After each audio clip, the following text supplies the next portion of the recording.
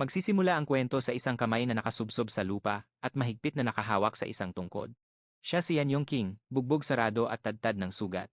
Habang nanginginig ang katawan sa matinding sakit, kinausap niya ang isang hindi nakikitang nilalang para humingi ng kasagutan. Bakit kailangang mangyari ito? Pag-angat ng kanyang ulo, mababakas ang hindi pananalig sa kanyang mukha. Nakilala niya ang anghel, ang tapat na nagsisilbi sa liwanag. Tinanong ni Yan Yong King kung bakit ito nakipagsanib puwersa sa haring demonyo na si Tagma, biglang nagbago ang eksena. Nakita ang haring demonyo na kampanteng nakaupo sa kanyang trono, habang may isang diyosang lumulutang sa tabi niya. Ang mga pakpak nito ay nagliliyab sa liwanag. May isang maliwanag na korona sa ibabaw ng ulo nito. Kalmadong ipinaliwanag ng diyosa na hinding-hindi mananalo ang mga tao sa digmaan. Ang pakikipag-alyansa sa mga demonyo ang pinakamatalinong desisyon na ginawa nila. Nag-apoy sa galit ang mga mata ni Yan Yong King. Itinuro niya ang diyosa at pinaratangan ng pagtataksil, at siya ring dahilan ng kanilang pagkatalo. Sa paligid niya ay nakahandusay ang kanyang mga kasamahan na wala ng buhay, luray-luray ang mga katawan, nakialam naman ang haring demonyo na parang walang pakialam sa nangyayari. Binuhat niya si Yan Yong King gamit ang dalawang daliri lang, habang kinukutya ito, ano raw ba ang magagawa ng isang hamak na tagagamot. Kahit hindi man lang hinahawakan, sinimulang durugin ng haring demonyo ang katawan ni Yan Yong King gamit ang isang hindi nakikitang puwersa. Bumulwak ang dugo sa bibig ng tagagamot at mababakas ang matinding takot sa kanyang mga mata. Biglang itinikom ng haring demonyo ang kanyang kamao. Ang simpleng kilos na iyon ang tumapos sa buhay ni Yan Yong King, bumalot ang kadiliman hanggang sa lumitaw ang isang mensahe mula sa sistem. Nanatiling gising ang diwa ni Yan Yong King habang binabasa ang mga salita. Nakuha mo ang sistem ng Panginoong demonyo. Inanunsyo ng sistem ang paglipat sa kanya sa dambana ng mga demonyo. May lumabas na screen na nagpapakita ng kanyang mga katangian. Point de V 47, point de mana, 163, lakas 5, tatag 5, liksi 5, talino 5.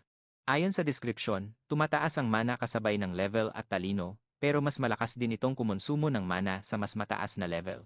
Idinilat ni Yan Yong King ang kanyang mga mata sa isang sinaunang dambana na pinalilibutan ng 10 nakakatakot na kabaong. Nagtaka siya kung bakit naroon ang mga yon.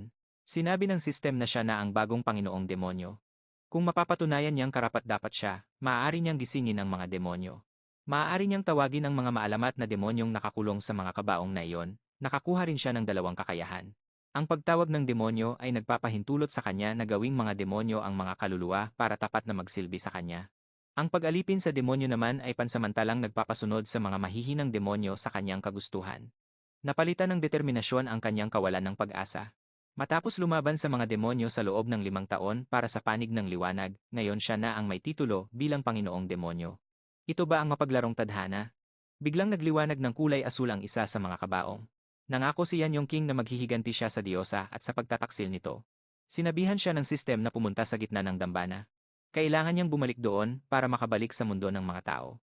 Nang humakbang siya pasulong, ang asul na liwanag ay nagpunta sa loob ng kabaong. Dumaloy sa kanya ang liwanag bago siya dinala sa mundo ng mga buhay. Pursigido siyang tapusin ang dapat tapusin at pagbayarin ang mga may utang sa kanya. Gusto niyang parusahan ang anghel ng liwanag, pero biglang napunta ang eksena sa isang libingan. May isang lalaking nagngangalang Su Dingfeng ang nakatayo doon. Ang mandirigmang ito na level 2 pa lang ay may hawak na mga bulaklak. Pabulong niyang sinasabi na si Yan Yong King ang pinakamalalang tao. Pinaratangan niya ito na iniwan ang kanyang mga kasamahan sa bingit ng kamatayan. Biglang may boses na umalingaw-ngaw, kahit man lang lapida, igawa mo ako. Lumingon si Dingfeng na gulat na gulat. Naroon si Yan Yong King, relax na relax lang habang pinupuna ang sarili niyang libingan. Sa sobrang gulat, nalaglag ang lollipop ni Dingfeng. Hindi ka totoo, nauutal niyang sabi, hindi makapaniwala sa nakikita. Ngumiti si Yan Yong King at sinigurado ito sa kanya, totoong totoo ako, tol. Biglang nagtubig ang mga mata ni Dingfeng. 5 taon ka naming iniyakan, gago. Natigilan si Yan Yong King sa narinig, 5 taon na pala ang lumipas. Hindi siya makapaniwala. Maya-maya pa hirit niya, sandali, level 2 ka pa rin hanggang ngayon. Galit na sumagot si Dingfeng, yun talaga ang napansin mo? Sumakay sila sa isang scooter, at binagtas ang buong lungsod.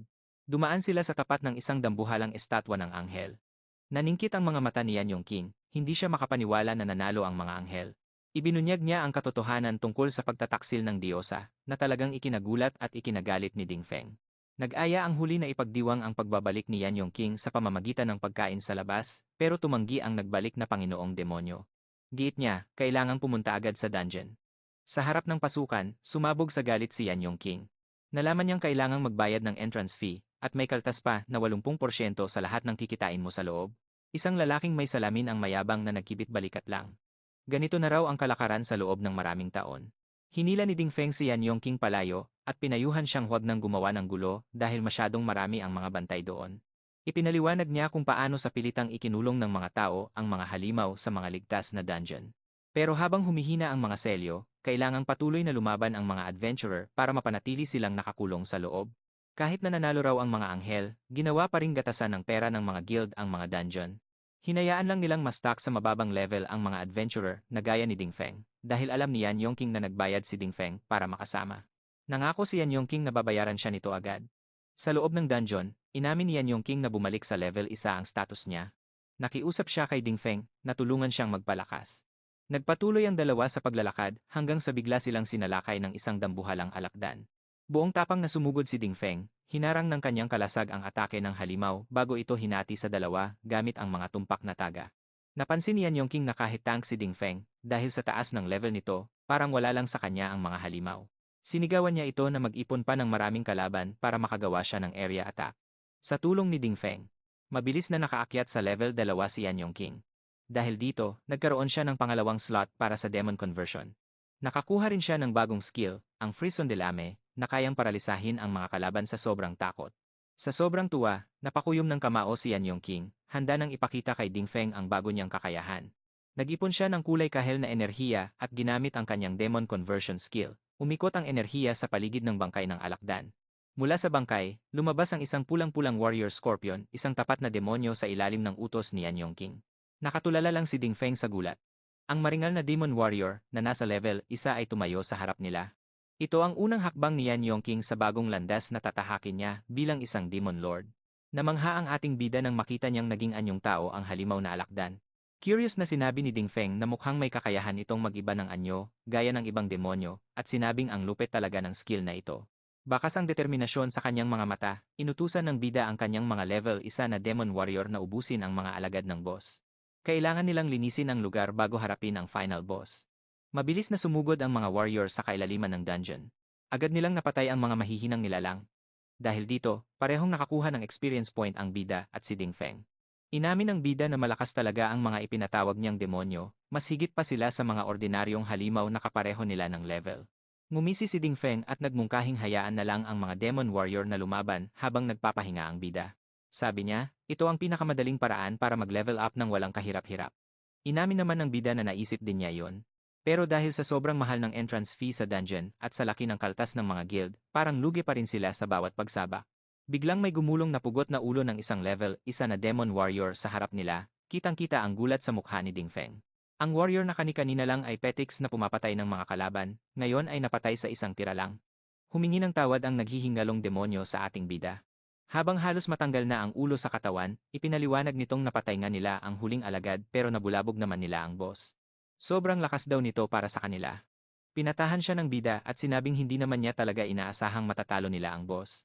Napakarumal-dumal ng sinapit ng mga level 1 na warrior, nagkalat ang pira-pirasong bahagi ng katawan nila sa paligid. Sa gitna ng madugong eksenang iyon, nakatayo ang final boss, si Haring Rart. Nagmungkahi si Ding Feng na ituloy lang ang plano nila. Nagboluntaryo siyang protektahan ang bida, pero tumanggi ito, at mas piniling maging pain. Kahit nag-aalinlangan si Ding Feng, nagmatigas ang bida na kaya niya itong gawan ng paraan. Nag-dirty finger siya sa boss, dahilan para magwala ang halimaw sa galit. Agad na tumakbo ang ating bida sa kaliwang bahagi. Habang ginagampanan ng tumpak ang pagiging pain, nakita niyang sumusugod na sa kanya ang halimaw, habang mabilis siyang tumatakbo.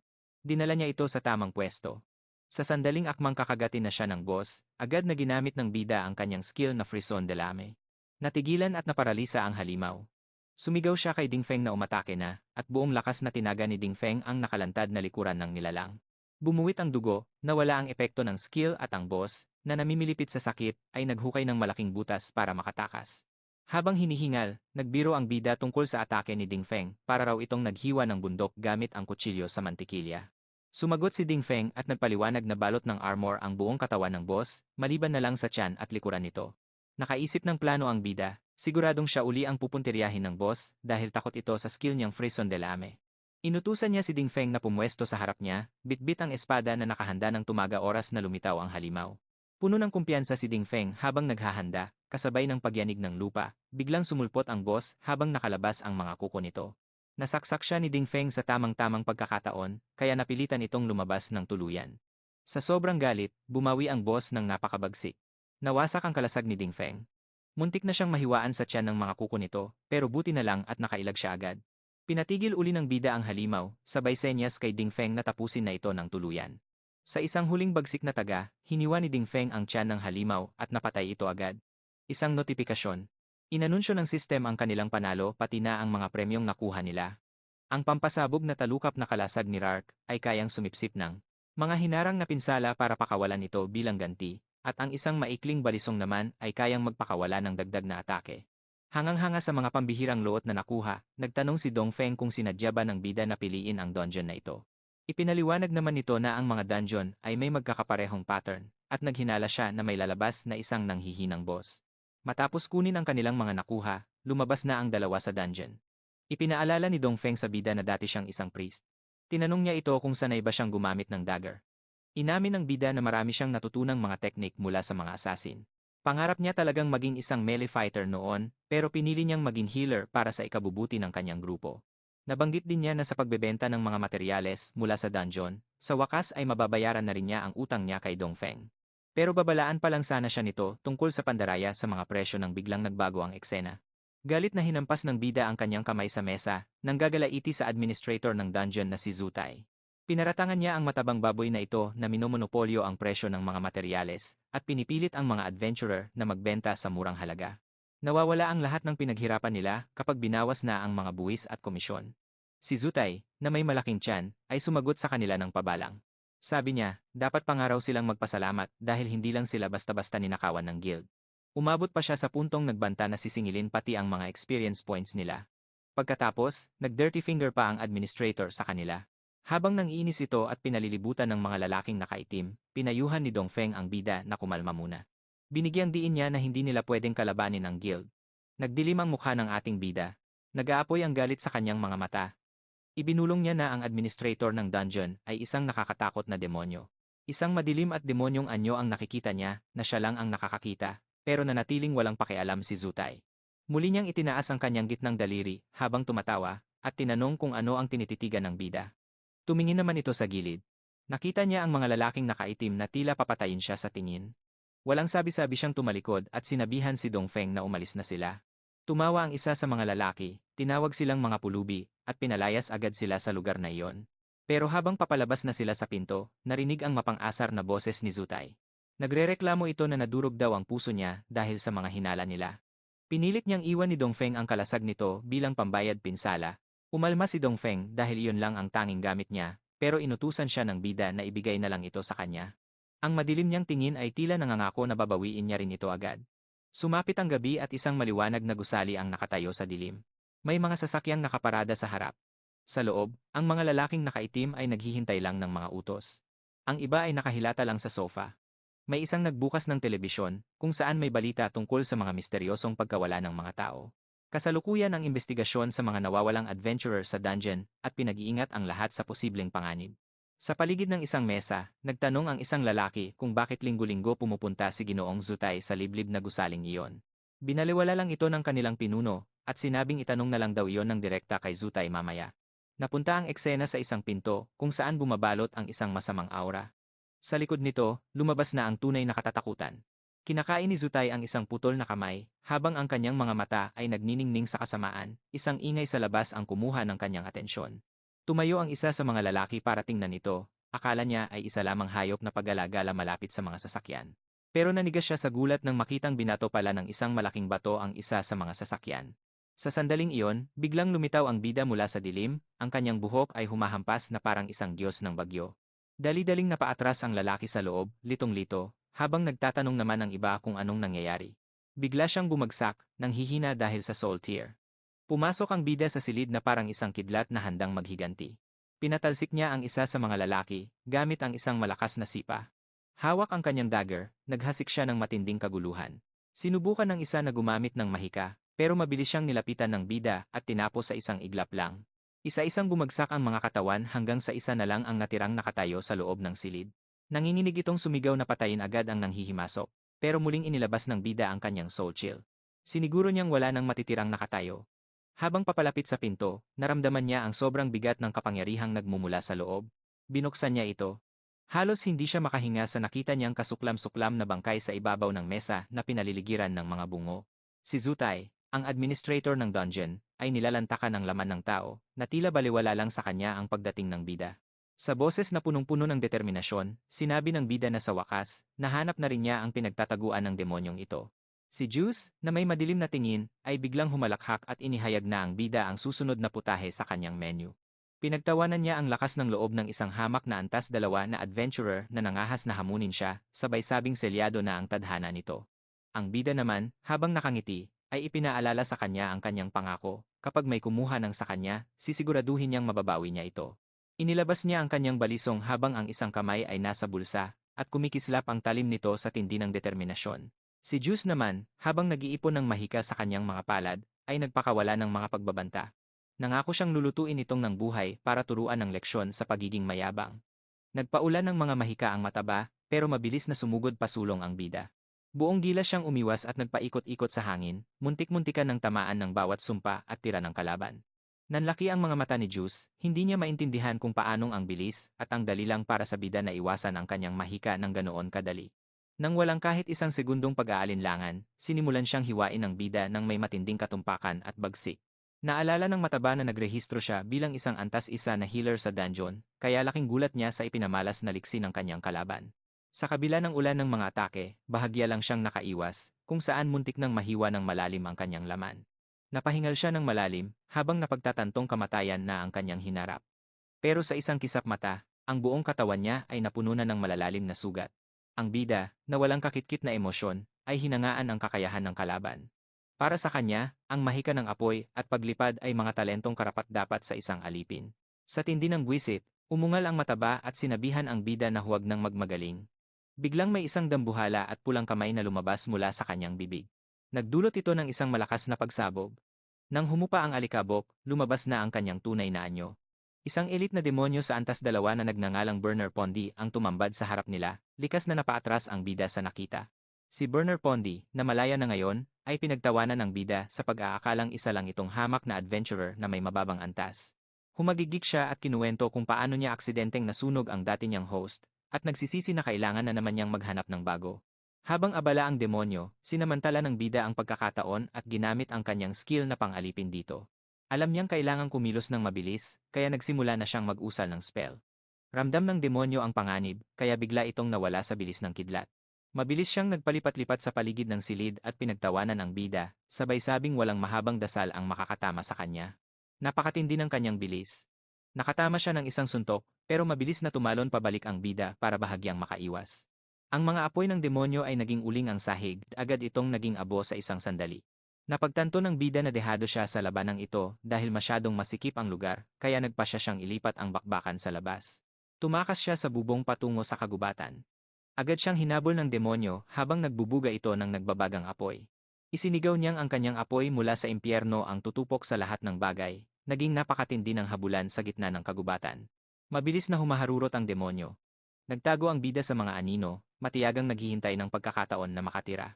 Naghanap ang demonyo habang nanunukso, tinawag na daga ang bida na nagtatago lang daw, pero hindi niya alam, nasa itaas na niya ang bida. Handa nang tumira, sa mismong sandaling naramdaman ng demonyo ang panganib at lumingon, doon na mabilis na umatake ang bida. Bahagyang sumablay ang kanyang asinta, pero nagawa pa ring mahiwa ang binti nito. Dahil sa galit, gumanti ang demonyo ng ulan ng mga apoy mula sa impyerno. Umiwas ang bida, hinablot ang buntot nito para hindi tumama ang puwersa, at lalong tumindi ang habulan habang nilalamon na ng apoy ang buong gubat. Naipit ang bida sa tapat ng isang bundok. Kampante na ang demonyo sa kanyang panalo, kaya nag-ipon siya ng lakas para sa isang malakas na kanyon ng apoy. Pinatag niya ang buong bundok. Habang tumatawa, iniisip niyang abo na ang bida. Pero sa mismong sandaling iyon, may isang dambuhalang kuko na biglang lumabas mula sa lupa. Idiniin nito ang demonyo sa kinatatayuan nito. Iyon pala ang boss ng dungeon, na ngayon ay nagsisilbi na sa bida. Nalito ang demonyo at doon niya napagtanto na inunahan na siya ng bida, at nahulog siya sa isang bitag. Galit na sinubukan ng demonyong makawala sa pamamagitan ng kanyang mahika, pero biglang may mga kadenang pumulupot sa kanyang leeg.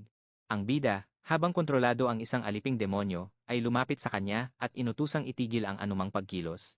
Dahil sa tindi ng sumpa, sumuko ang demonyo. Inutusan ng bida ang kanyang aliping si Rark, ang haring alakdan, napakawalan na ito. Dahil kontrolado na siya, sumunod si Bernard-Pondi ng walang kalaban-laban at ibinigay ang lahat ng mahahalagang gamit na nasa kanya. Ibinunyag niya ang yaman na nakulimbat niya sa pagmonopolyo sa mga dungeon na may mababang antas, pero biglang naputol ang mga kadenang nakagapos sa demonyo. Nakawala si Bernard-Pondi at biglang sumugod sa bida para patayin ito. Pero dahil handa na ang bida, mabilis niyang inilabas ang kanyang balisong.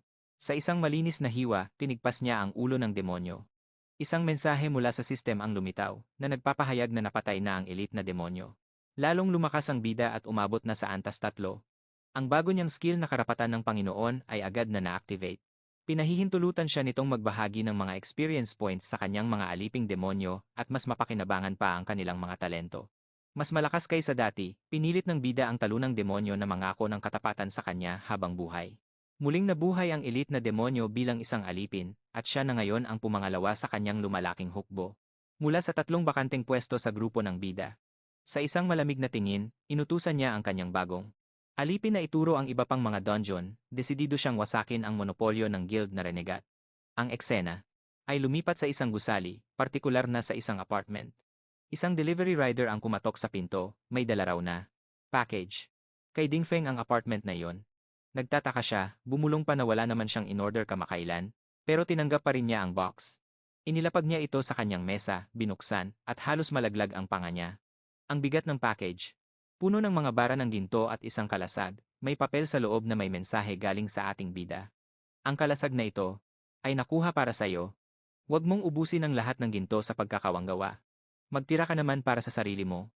Kung sakaling maisipan mong mag-dungeon, tawagan mo lang ako. Nanlaki ang mga mata ni Dingfeng, naramdaman niya ang pag-akyat ng adrenaline na may halong matinding gulat. Hinawakan niya ang kalasag, bakas ang kawalan ng paniniwala sa kanyang mukha. Tuwang-tuwa siya sa laki ng mga bara ng G. Sa labas, napangisi ang delivery guy. Ang totoo, isa pala siyang level 3 na demon servant na nagsisilbi. Sa bida, inireport ng demonyo na naging matagumpay ang pagde-deliver, habang ang bida naman na nakikipag-usap mula sa malayo. Habang nakasakay sa likod ni Rark, ang haring alakdan ay nagtatanong kung tama ba ang address. Samantala, ang demonyo naman ay bumaba ng hagdan at ipinaliwanag na ang pagkawasak ng isa sa mga templo ay nagpapahina sa kapangyarihan ng anghel ng liwanag. Ang bida, habang pinagmamasdan ng templo, ay sumang-ayon sa plano at inutusan si Rark na i-activate ang stealth mode.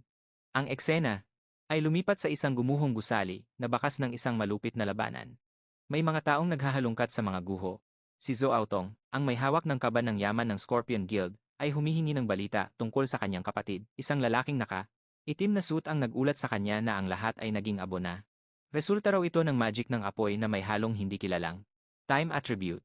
Galit na galit si Zhou Aotong at iniutos na interrogate ang lahat ng mga adventurer na nakarecord ng gabing iyon.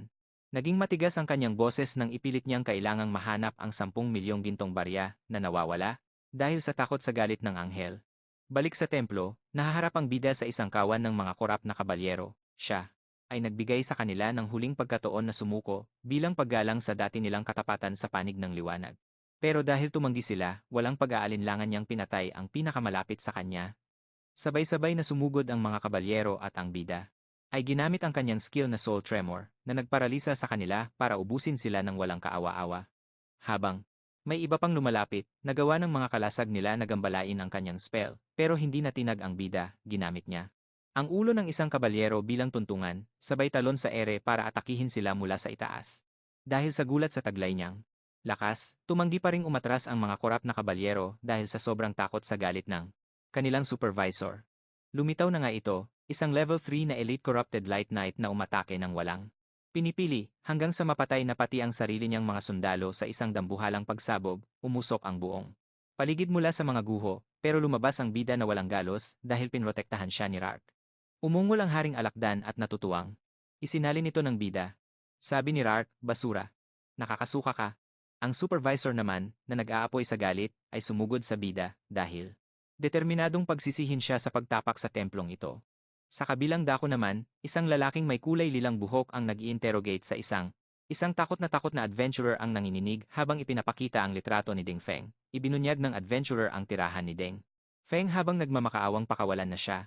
Ang lalaking may violet na buhok, na nagkunwaring maawain, ay pinatakas muna siya bago malamig na pinatay gamit ang skill na Magic Soul, Hidden Heart. Bumalik ang eksena sa apartment ni Ding kung saan may isang kumatok sa pinto at naantala ang kanyang selebrasyon. Akala niya ay may delivery lang, kaya kampante siyang nagbukas. Para lang tumambad sa kanya ang lalaking may violet na buhok na may matalas at napakalamig na tingin. Ikaw ba si Ding? Feng? Tanong nito sa boses na punong-puno ng banta. Napunta naman ang eksena sa ating bida na nakakita sa isang knight na nakaupo sa kanyang trono. Nanatili ang tingin ng knight sa kanya habang may mapang-uyam na ngisi sa mga labi nito at nagtataka kung paanong ang isang insekto ay nakapasok sa silid. Hinanap niya ang bantay at nagtanong kung nakatulog ba ito. Pinatunog ng bida ang kanyang mga daliri habang nakangisi at binanggit ang tungkol sa bantay habang may kinukuha sa kanyang inventory. Sa isang malamig at planadong galaw, ibinato niya ang pugot na ulo ng bantay patungo sa trono. Gumulong ang ulo bago tumigil, at ang mga wala ng buhay na mata nito ay nakatitig na lang sa kawalan. Sinabi ng bida na ang bantay ay talagang tulog na ng habambuhay, ang mukha ng knight ay nagdilim sa nakitang eksena. Imposible, bulong niya na hindi makapaniwala. Natalo mo ang isang level 3 na elite ng wala man lang kahit isang gasgas. Dahil napagtanto niyang mas matigas ang pesteng ito kaysa sa mga karaniwang nakakalaban niya, kinuha niya mula sa kanyang inventory ang isang kumikinang na espada, sabay babala na wala raw kay ideya ang ating bida kung gaano kadelikado ang kalabang kaharap niya.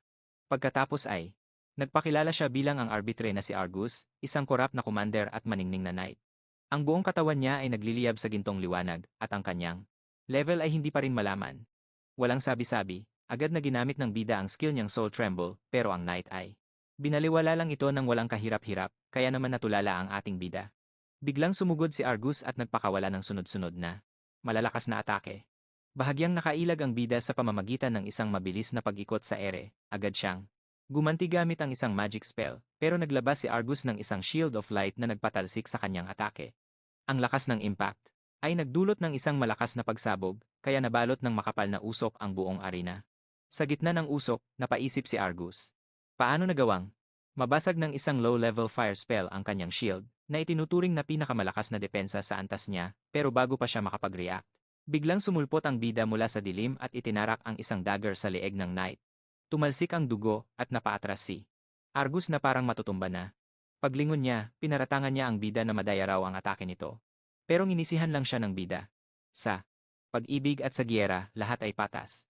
Ininsulto rin niya si Argus dahil sa labis nitong katapatan sa diyosa ng liwanag na nagtraidor naman sa sangkatauhan, kaya kinuwestiyon niya ang prinsipyo nito. Napaluhod si Argus, nanginginig ang mga kamay habang ang kanyang dugo ay dahan-dahang namumuo sa paligid niya. Sa kabila ng malalang sugat, biglang kuminang ang gintong liwanag sa kanyang leeg, at gumaling ito sa bilis na hindi kapanipaniwala. Nanlaki ang mga mata ng bida. Ang bilis ng paggaling na ito ay lampas pa sa kakayahan ng mga pinakamahuhusay na pari. Matapos tuluyang gumaling, gumanti si Argus ng isang brutal na shoulder charge na nagpatalsik sa bida sa malayo.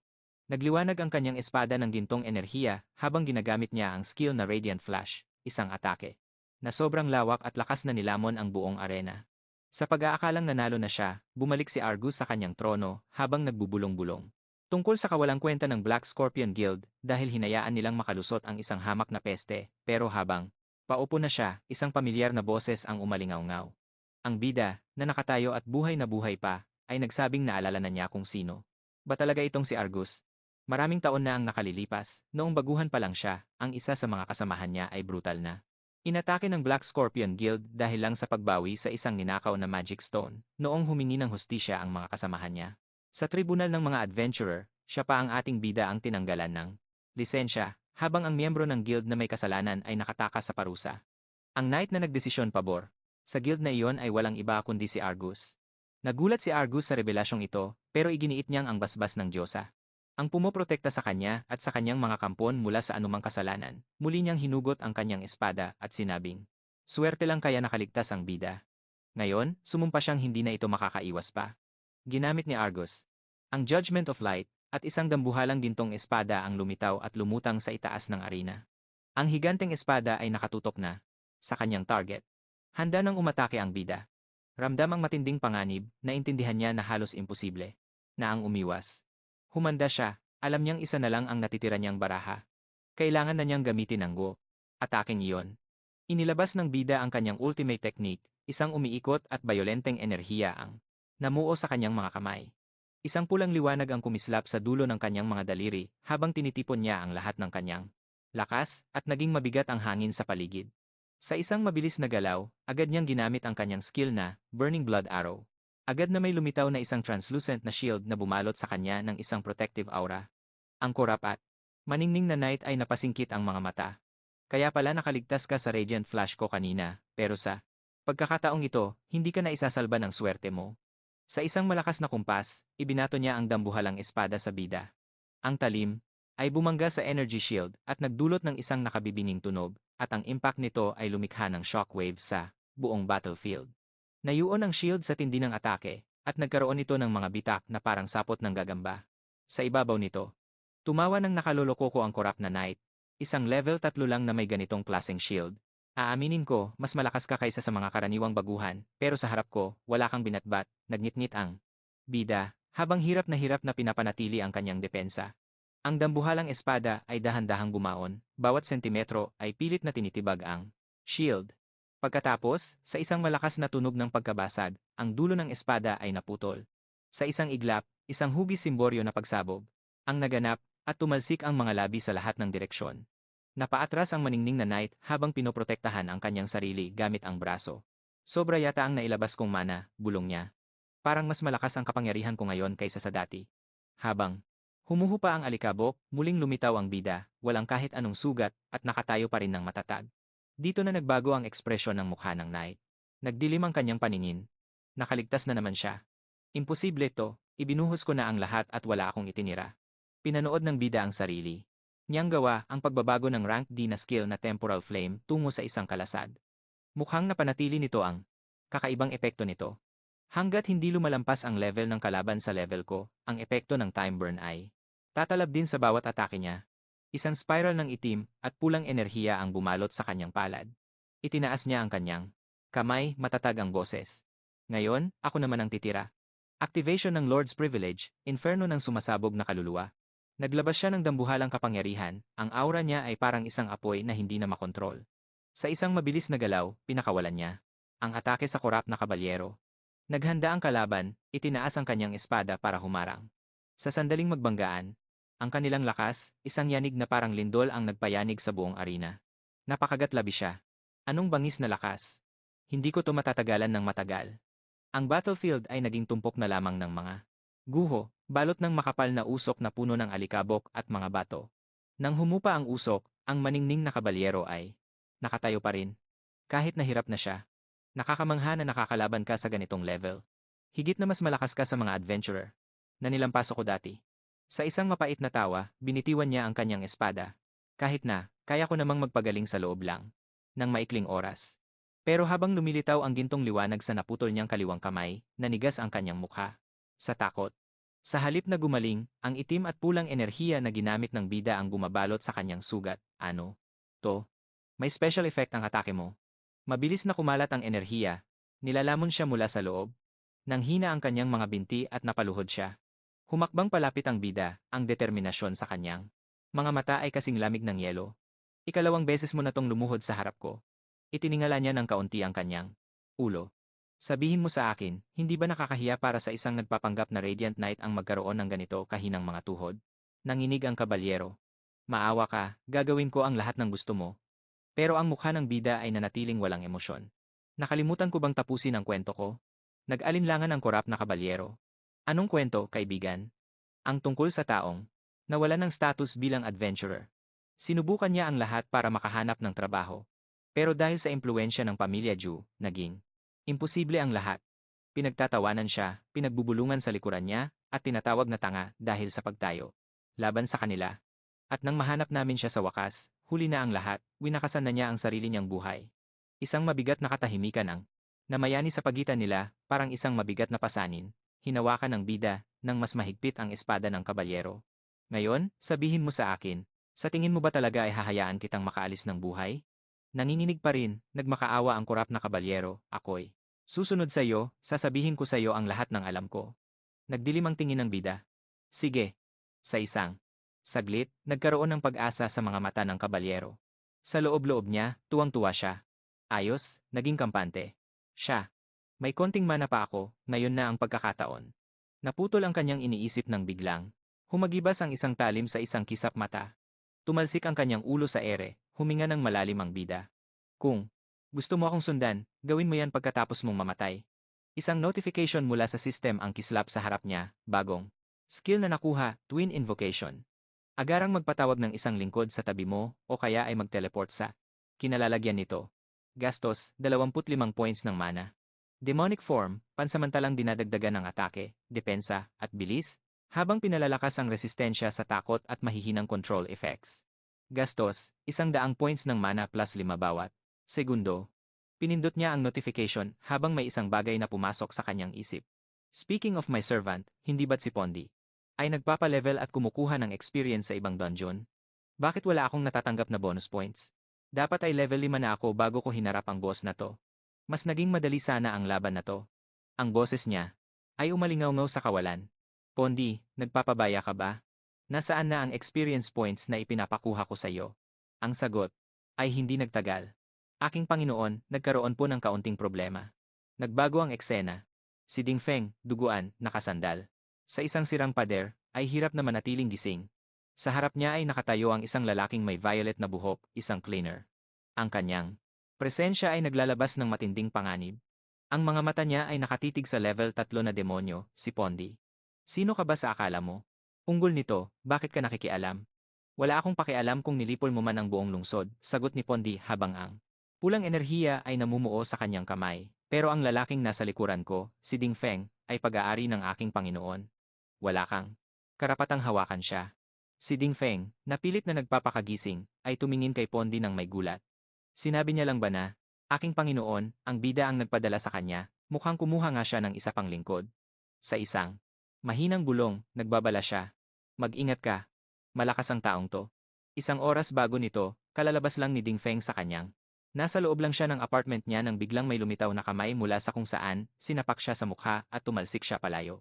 Tumagos siya sa bintana ng sarili niyang apartment, at paikot-ikot na nahulog sa kalsada, napakalakas ng bagsak niya sa semento. May dugong lumabas sa bibig niya.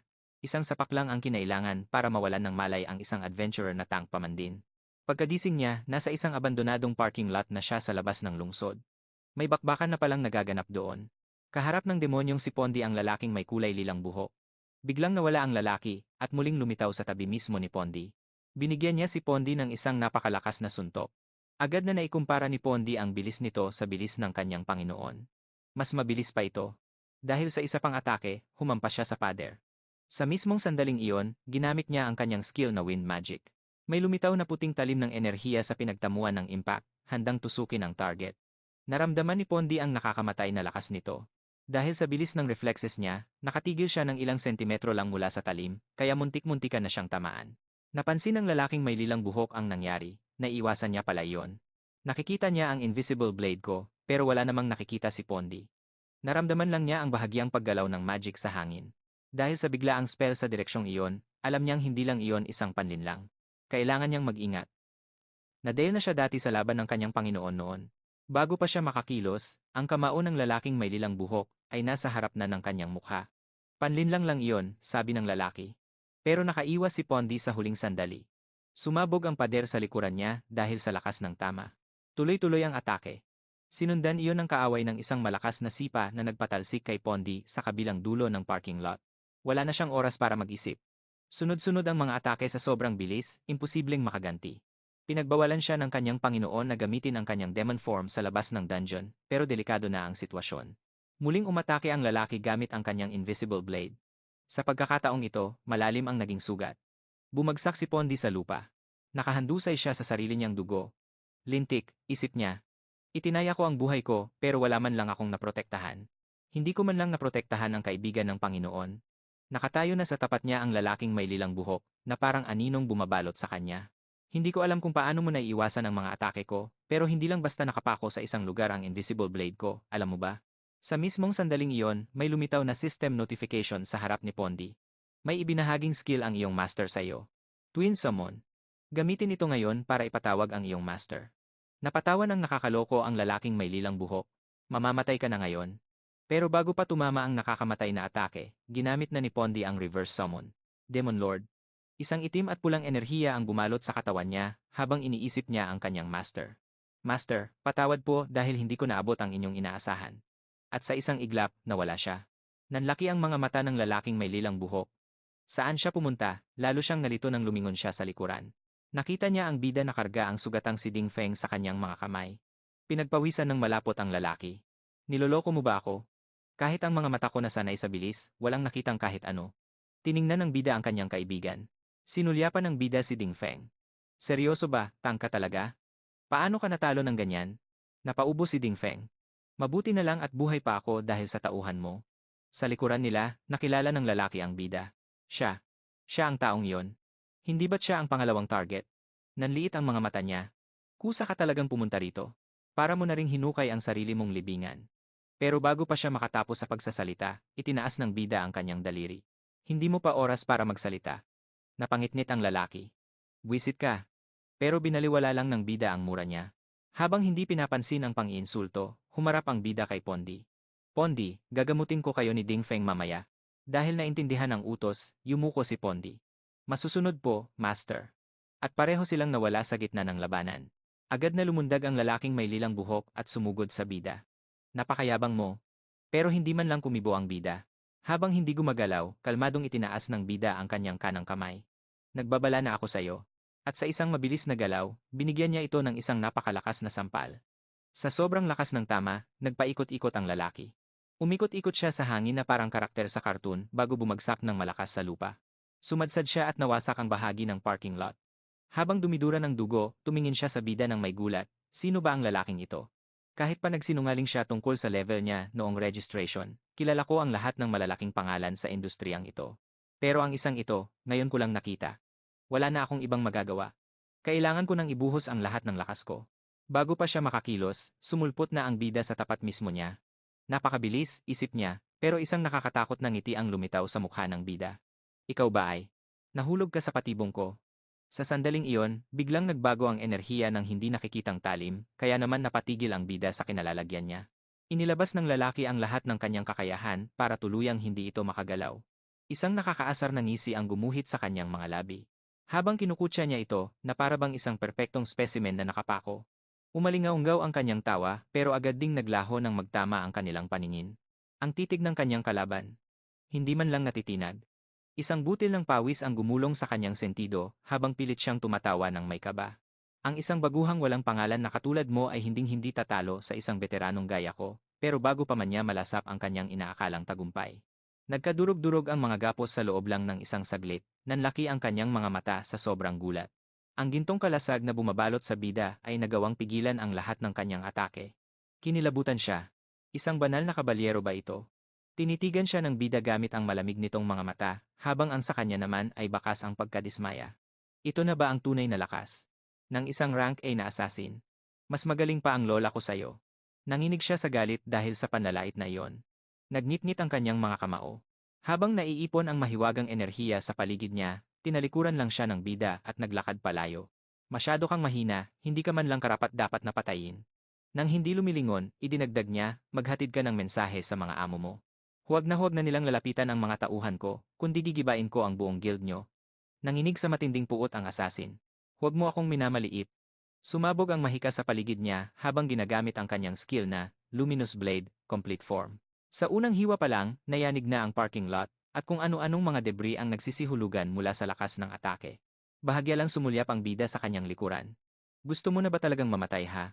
Hinigop lang ng gintong kalasag ang mga nagbabagsakang debris nang walang kahit anong gasgas, sa kabila ng tindi ng impact. Hindi man lang nasaktan ang kanyang kalaban. Ngumisi ng bahagya ang bida, napansin ang kaunting paglakas ng atake. Pero para sa kanya, kulang pa rin ito para sirain ang kanyang depensa. Sa isang iglap, nawala ang assassin at lumitaw sa likuran niya, hawak ang isang pulang balaraw na nagliliyab sa panganib. Sinabi niya na kung hindi sapat ang ataking iyon, baka ito na ang tatapos sa kanya. Mabilis siyang sumugod pasulong, at tinangkang pumatay. Hindi man lang kumibo ang bida, dahil alam niyang wala lang itong saysay, habang muling gumagana ang gintong kalasag. Nagnitnit ang ngipin ng assassin, at sinabing halos lahat ay ibinigay na niya para sa Demon Slayer na espada. Ginawa ito para maging imposible na mapigilan ng mga gumagamit ng kalasag na gaya ng kanyang kalaban. Sumagot ang bida sa isang malamig na tono, na tila hindi naniniwala. Tumama ang balaraw at bumaon sa gintong kalasag. Pero sa sandaling tumama ito, may lumitaw na pangalawang pulang kalasag na agad na nagpabasag sa sandata. Napatigil ang assassin sa paghinga habang hirap siyang intindihin ang mga nangyari. Bago pa man siya makakilos, isang malakas na sipa ang tumama sa kanyang mukha, dahilan para tumalsik siya sa ere. Palabas ng parking, at diretso sa langit. Habang nahuhulog, nilamon siya ng matinding kawalan ng paniniwala. Hindi niya matanggap ang pagkakaroon ng pangalawang layer ng proteksyon o kung bakit nito winasak ang Demon Slayer na espada. Sa itaas niya, mabilis na bumababa ang bida, nagmakaawa ang assassin para sa kanyang buhay, at nagbabala na ang pagpatay sa kanya ay magdadala ng puot mula sa guild ng Black Scorpion. Nanatiling kalmado ang bida, at sinabing ang guild naman mismo ang nagpadala sa kanya. Bakas ang sindak sa mukha ng assassin bago siya tinangay ng malakas na mana diretso sa isang bundok. Dahil sa impact, nadurog ang isang bahagi ng bundok, at naiwan ang kanyang sunog at luray-luray na katawan sa gitna ng mga guho. Sa malayo, pinapanood ni Ding Feng at ng isang level 3 na demonyo ang laban. Napansin ng demonyo na pagkatapos lang ng isang sagupaan, ay nakuha na agad ng bida ang skill at naisama pa ito sa sarili niyang mga kakayahan. Mas pinalakas pa niya ito kaysa sa orihinal na anyo nito. Tumawa ng bahagya si Ding, na parang hindi naniniwala, sabi niya, dahil lang yon sa agwat ng kanilang level. Ipinaliwanag niya na ang isang mandirigmang, may mas mataas na level, ay laging may bentahe, parehong atake, parehong depensa. Pero ang may mas mababang level ang mas matindi ang tama. Ngumiti ang demonyo, nasasabik sa ideya na sumunod sa isang tao, na may ganitong potensyal. Para sa kanya, ang katapat ng mga demonyo ay narito na. Nagbago ang eksena. Nakatayo ang bida malapit sa sunog na bangkay ng lalaking may lila na buhok. May lumitaw na abiso. Natalo niya ang adventurer na si Netahu, at nakakuha ng 250 points ng experience. Sumunod ang isa pang abiso, na nagsasabing nakuha niya ang abo ng assassin, isang bagay na pwedeng gamitin para sa demonic conversion. Nagdilim ang kanyang ekspresyon habang pinag-iisipan ang revelasyong ito. Naintindihan na niya ngayon na ang pagpatay ay nagbibigay ng experience points, at ang mga adventurer ay nagbibigay ng mas maraming experience kumpara sa mga ordinaryong halimaw. Parang mga elite na kalaban, isang madilim na kaisipan ang pumasok sa kanyang isip. Hanggang ngayon, kontento na siya sa pag-iipon lang ng points para sa kanyang buhay. Nang hindi man lang lumalaban o pumapatay. Pinagbabawalan ng alyansa ng mga guild ang ganoong gawain sa ibabaw. Pero, napagtanto niya ngayon na ang pagkuha ng experience mula sa mga adventurer ay mas madali kaysa sa pag-ubos ng oras sa mga dungeon. Ang eksena ay lumipat sa isang dungeon na level 3. Isang lalaking nakamaskara at nakakadena ang bumagsak matapos siyang mahati ng isang talim. May lumabas na notification, 50 puntos ng experience ang nakuha.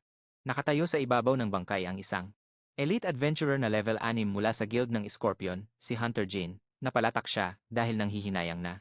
Hindi niya sinasadyang nahati sa dalawa ang kanyang kalaban. Masyadong mabilis ang laban, wala man lang excitement. Isang boses ang sumingit at napansin na mukhang ganado siyang mag-level up. Lumingon si Jin at nakita ang kanyang kapatid na si Jong. Binati niya ito ng parang wala lang, at tinanong kung anong ginagawa nito sa dungeon, dahil hindi naman ito kilala sa pagpapalakas o pagle-level up. Ngumiti lang si Jong, at sinabing hindi siya nandun para magpalakas, kuryosidad lang ang dala niya. Tinanong niya kung bakit laging tinatakpan ni Jin ang mukha ng mga ito, matapos patayin, habang itinuturo ang mga bangkay na wala ng buhay at nakakadena, na nakakalat sa dungeon. Nag-usisa siya, natatakot ba si Jin na managinip o makita ang mga mukha nila? Sa kanyang pagtulog. Napatawa si Jin at binaliwala ang ideyang iyon. Ipinaliwanag niya na tinatakpan niya ang mukha nila para mas makapag-focus siya ng husto sa kanilang mga mata. Ang kanyang mukha ay naging nakakatakot ng aminin niyang. Nasisiyahan siyang makita ang unti-unting pagkawala ng buhay sa kanilang mga mata, at tinawag itong pinakamatinding excitement. Dahil nababagot na, iniba niya ang usapan at tinanong kung ano ang kailangan ni Jong, sa pag-aakalang hindi naman ito pumunta doon para lang magbigay ng babala bilang kapatid. Humalakhak si Jong, at sinabing may dala lang siyang konting experience. Biglang nagka-interes si Jin. Naglabas si Jong ng cellphone at nagpakita ng isang larawan, at napansin na mahilig pumatay si Jin ng mga adventurer para mag-level up. Sinabi niya na ang isang ito ay level 5, kaya siguradong mas malaki ang makukuha niyang experience kaysa sa mga level 3 lang. Lalo pang lumapad ang ngiti ni Jin. Ang eksena ay lumipat naman sa isang apartment. Ang bida at si Ding Feng ay nakaupo sa sofa.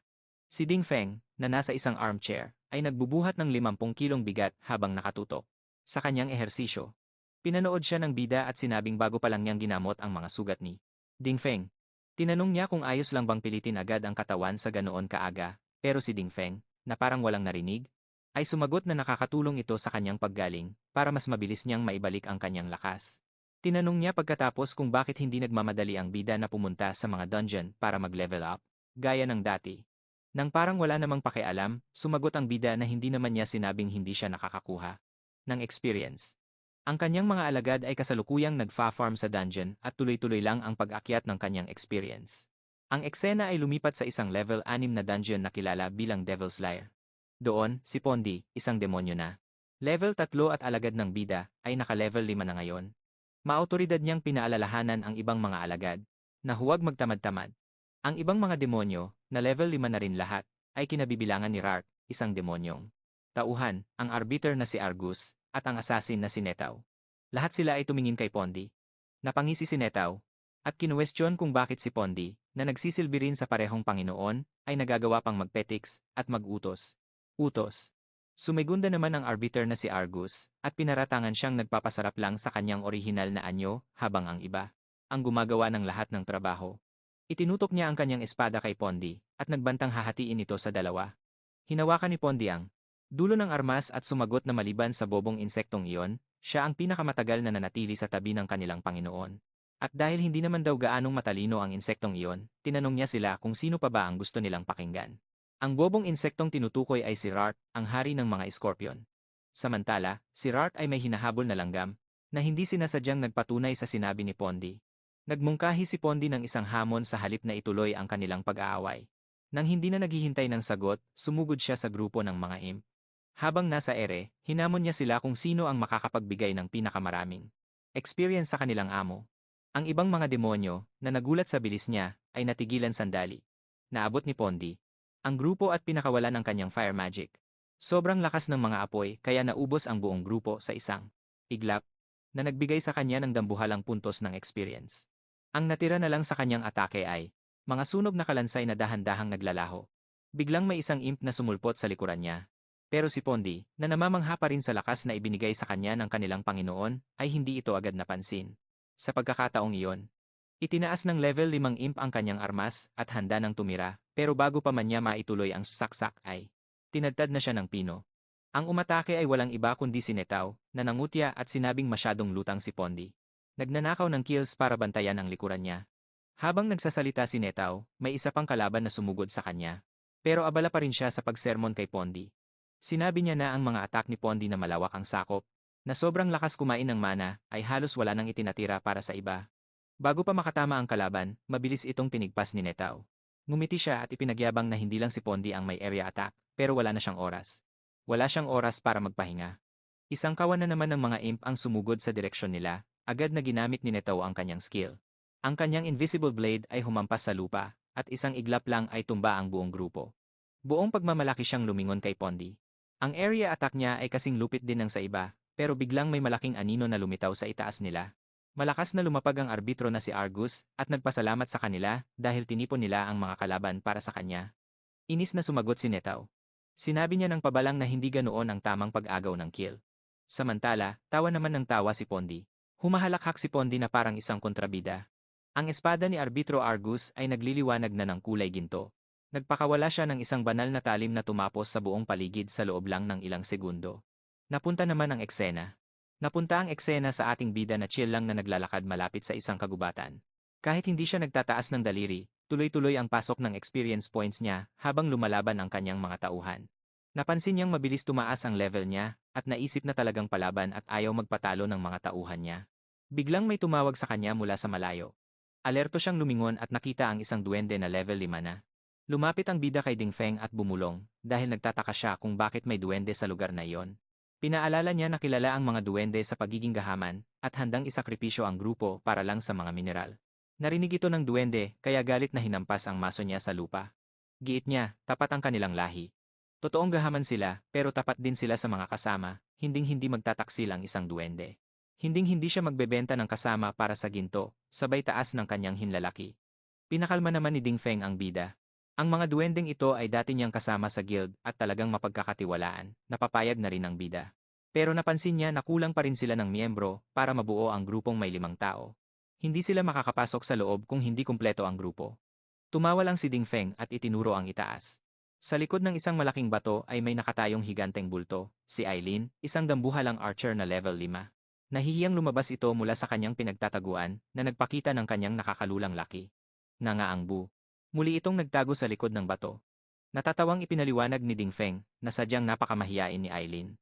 Nagtataka pa rin ang bida at tinanong kung sino ang huling miyembro ng grupo, isang boses ang umalingaw-ngaw. Humingi ito ng paumanhin dahil nahuli siya sa traffic. Nakita ng bida ang huling dumating, si Jing. Isa siyang level 4 na adventurer hunter. Binati niya sila ng may ngiting tila nakakalma pero puno ng katusuhan. Sa loob-loob niya, naisip niyang hindi pa siya kailanman naging sentro ng atensyon dahil itinatago niya ang kanyang tunay na level. Inakala niyang tingin ng iba sa kanya ay isang mahina lang. Tinapik siya ni Ding Feng sa kanyang balikat. Ipinaliwanag nito na si Jing ay dating miyembro ng guild na inirekomenda ng dati nilang pinuno. May mahirap na pinagdaanan si Jing at nagsumamo para sa isang pagkakataon. Nagpahayag naman ng pasasalamat si Zuying. Binalaan ni Ding Feng ang iba na huwag magpapalinlang sa tila mababang level nito. Sa totoo lang, isa siyang napakagaling na support na tipo ng kontrol. Pinagmasdan ng maigi ng bida si Jing. Nararamdaman niyang may mali. Mukhang level 4 lang si Jing, pero may kakaibang aura na lumalabas sa kanya. Lumipat ang eksena sa level 6 na dungeon, ang Enchanted Forest. Pagkatapos, bumalik ang kwento sa 2 oras bago iyon. Sa loob ng isang apartment, tinatanong ni Ding Feng ang bida tungkol sa pagbuo ng isang bagong team. Napapaisip ang bida kung naging mahirap na ba talaga ang maghanap ng mga elite na miyembro para sa isang team. Siniguro sa kanya ni Ding Feng na hindi naman, at siya na mismo ang bahala sa gawain yon. Napansin din niya ang pagiging porsigido ng ating bida. Kahit na marami siyang mga tauhan na nagfa-farm para sa kanya, gusto pa rin niyang bumuo ng isang elite na team. Gusto niyang pumasok mismo sa loob ng dungeon.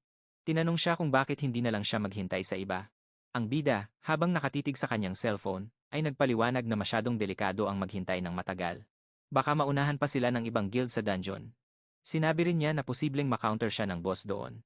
Kaya naman, kailangan nilang kumilos agad. Nang marinig. Dahil doon, biglang napatayo si Ding Feng at nagmadaling pumunta sa pinto. Sinabihan niya ang bida na isend sa kaniya ang lokasyon ng dungeon, saka mabilis na lumabas para tipunin ang grupo. Bumalik ang eksena sa kasalukuyan habang ang grupo ay naglalakad sa isang madilim at nakakatakot na gubat na nababalot ng kulay ube na hamog. Si Zoin, na nanginginig sa takot, ay nagtanong kay Ding Feng kung hindi ba ito nakakaramdam ng kaba sa kakaibang dungeon na iyon. Naiinis na sumagot si Ding Feng na lahat naman ng dungeon ay nakakapagtaka sa simula, pero masasanay din sila kapag tumagal. Ang higanteng archer naman ay nag-abot ng isang lollipop.